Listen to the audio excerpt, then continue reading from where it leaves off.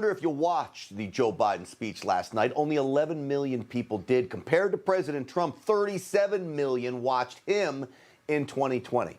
Maybe this is the reason, because just watching Joe Biden makes me sad. Sad for him as a person whose handlers have taken advantage of his incapacitated mental state to drag him so far left. Sad for us as a nation that is a leader whose quiet backers have him unleashing a reign of financial and emotional destruction on America. I don't believe that Joe Biden is an evil man. You know, I really don't. But he is being led to do evil things. And this is far different from Hillary Clinton or Barack Obama, two people that I openly called devious. I did not like those two. They both harbored disdain, if not outright hatred, for America. I'm not sure yet I feel the same way about Biden. Again, I feel more sorry for him. I look at the president now as an empty shell of himself, a victim, really, of his own cognitive state and those who have surrounded him to exploit that state. We have to do more than just build back better. We have to build back better. What do you think, deer wearing Kevlar vests? But in the early 2000s, we're not going to seek escalation.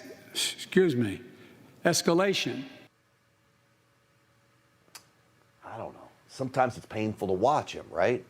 Joe Biden today is nothing more than a TV anchor man who simply reads the teleprompter with no concept about what he's reading. And trust me, folks, those people are out there, okay? If he really loves America, Joe Biden would never describe January 6th security breach at the Capitol like this. The worst attack on our democracy since the Civil War. Do you hear what he just said? The worst attack on our democracy since the Civil War. The only person to die in that attack at the Capitol happened to be a Trump supporter. And I would dare Joe Biden to make that outrageous declaration at this year's 9/11 memorial, the 20-year anniversary of the most horrific attack on our democracy since the Civil War. And don't forget about Pearl Harbor, too. And if I find it to be about as low as it gets, which is really what I do, that when he talks about attacks on democracy, he ignores the real attacks happening in cities across America.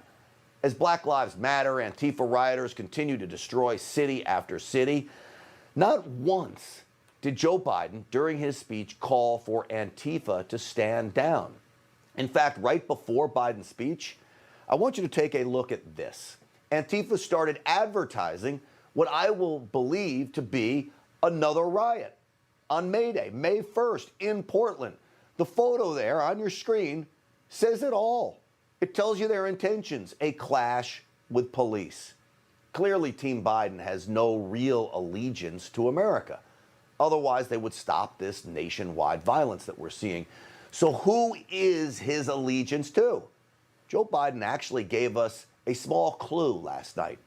The one time he referred to the president of Russia, Vladimir Putin, he called him simply Putin in his botched up line. With regard to Russia, I know it concerns some of you, but I made very clear to Putin that we're not going to seek escalation,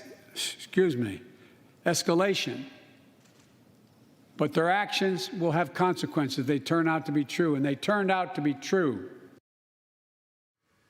So you see what he said there? Putin. Yet for our other enemy, Joe Biden goes out of his way to show respect for President Xi of China. He declares this. I also told President Xi, in my discussion with President Xi, I told him, we welcome the competition. We're not looking for conflict.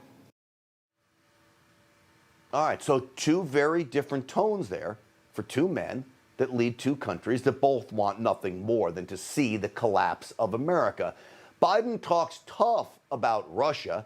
I don't believe he'll ever act tough on Russia, but he talks it. And then he appears to coddle and appease China. President Xi this, President Xi that. My strong fear is there is much more behind all of this than some odd fondness of Xi. He's deadly earnest. about becoming the most significant, consequential nation in the world. He and others,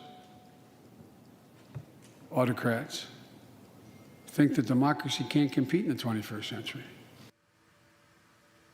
Well, democracy can compete in the 21st century. Democracy can't compete? Why is that line in there, right? It's in there because it's the last thing you want to hear from a president as he praises the leader of communist China. The reality is the Biden family has yet to explain all its business ties to China.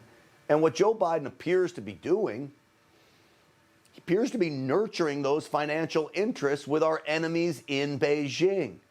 Why should the average person care about Biden's foreign ties? Because they do matter.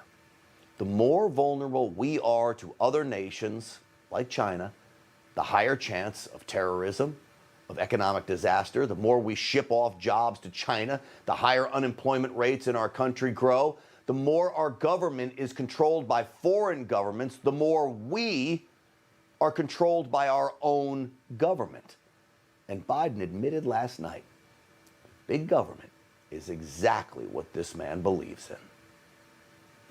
Our Constitution opens with the words, as trite as it sounds, we the people. Well, it's time to remember that we the people are the government. That alone is disturbing. That sums up all you need to know. Our founders, who shunned the tyranny of big government, would be mortified. You got Joe Biden here, the 40-year career politician, declaring the people are the government. Now, they aren't, and they haven't been for a long time. Maybe they should be. It's not the case in Washington today. In the end, again, I don't know. I felt more sorry for Joe Biden than anything else, certainly more than angry with him. What we witnessed last night amounts to elder abuse, really. Don't get me wrong. I'm angry at Team Biden, those pulling the strings. I'm angry at the radical tax and spend agenda, at the division he is pushing. But that anger is directed more towards the Biden puppet masters working at the direction of President Obama than it is the feeble old man we are now all forced to call president. Hey, I'm Rob Finnerty. Thanks for watching. If you enjoyed this video, please join the conversation in the comments below. Don't forget to subscribe, too. Hit the bell icon to be alerted to breaking news. And remember, there's a whole lot more on Newsmax TV, America's fastest growing cable news network. Newsmax TV, where real news for real people.